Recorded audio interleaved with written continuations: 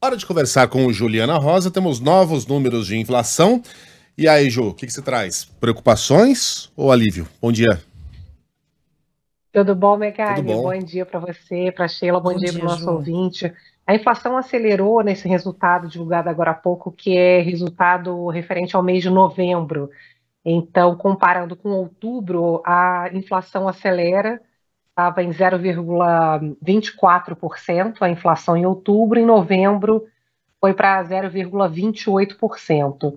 Não chega a surpreender e nem preocupar aqui olhando primeiro o número em geral, porque nessa época do ano os alimentos começam a acelerar. Então a gente teve aí um desempenho bastante positivo de inflação de alimentos esse ano no indicador oficial de inflação, o IPCA.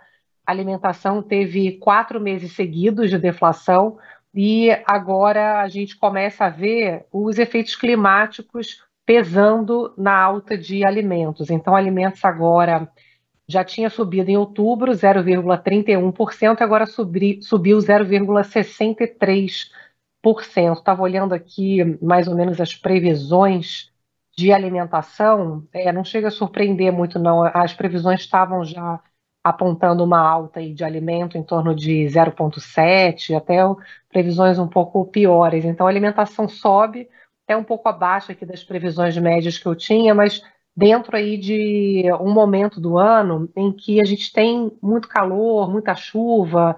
Essa época do ano normalmente piora a oferta de alimentação, da agricultura. Então, destaco aqui para o nosso ouvinte aumento de cebola, batata, enfim, coisas mais sensíveis, tubérculos, folhas, normalmente ficam mais caras.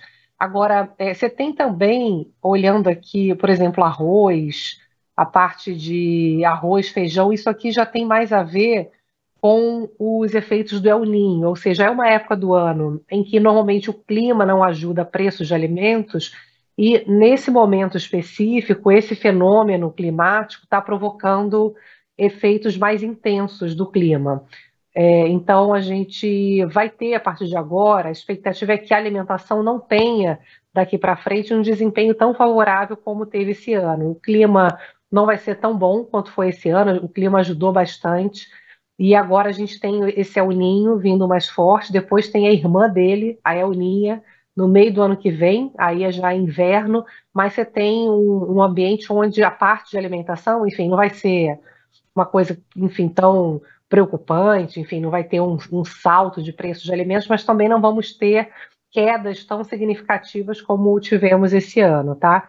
Olhando a parte que eu acho também interessante de destacar para vocês, a gente falou que Black Friday, esse resultado de inflação é novembro. Então, estou procurando aqui a parte de Black Friday, que normalmente está ligada a eletrodomésticos, contribui para a inflação, agora para algum alívio aqui de inflação no mês de novembro. E é interessante até a gente talvez esperar que, como o Black Friday não foi mais fraca, né, esse ano do que se Foi. previa, esses dados agora de promoção que tiveram da parte de eletrodomésticos principalmente podem se estender para o Natal, né, para o pessoal, enfim, varejo conseguir vender e compensar o que esperava vender na Black Friday. Outro destaque que estou procurando para essa questão de inflação tem a ver com combustível, que eu acho também uma notícia boa esse ano, que a gente ficou muito preocupado com petróleo, com guerra, né? E o petróleo está bem comportado, inclusive aparece com queda aqui no levantamento do IPCA, combustíveis estão em queda, gasolina e etanol com redução de preços, e a gente ainda pode ter redução de preço de combustível. Isso aí está nas expectativas dos economistas, que a gente ainda pode ter anúncio de queda de combustível. Então, essa parte aqui de combustível está puxando para baixo a inflação.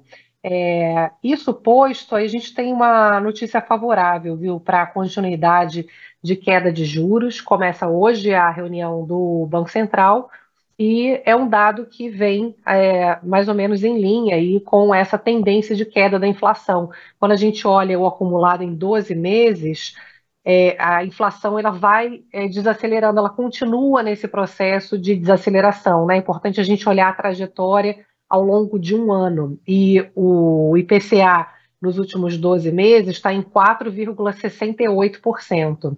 Estava em 4,82% no acumulado do período de um ano até o levantamento anterior. Ou seja, a inflação vai caminhando para fechar o ano na casa dos 4,5%, ou seja, dentro, inclusive, da meta de inflação, que permite com que a inflação fique em até 4,75%, e a inflação ainda não está dentro dos parâmetros da meta ali, do centro da meta, ano que vem é 3%, a meta de inflação, as previsões estão rodando ali 3,9% e tal, mas certamente tem muita gordura para queimar quando a gente olha esses dados de inflação e vê o patamar de juros que a gente tem no Brasil. É mais de 12% de juros, é um juro alto. Os economistas falam muito de juro real, que é você pegar quanto é o juro e descontar a inflação. Então, se a gente pega 12% mais ou menos aí de juros e desconta a inflação aí na casa dos 4,5%, 5%, esse juro chamado real de 7% é alto para o que a gente tem hoje de condições para poder reduzir juros no Brasil. O que se fala, Sheila Megali, é que esse esse chamado juro real de 7, no Brasil pode até ser 5, por exemplo, ou menos que isso, ou seja, a gente ainda tem aí pelo menos 2 pontos percentuais de juro dentro do contexto atual e quem sabe com notícias mais positivas que podem vir, abrindo espaço para mais redução de juro. Fundamental aí, né? A gente ter essa queda de juro para poder melhorar a economia brasileira. A economia não cresce com um juro tão caro, ninguém compra, ninguém investe, né? Então a grande esperança aí para a economia em 2024 é justamente a redução do custo do crédito que se espera que aconteça a partir desses dados aí favoráveis da inflação.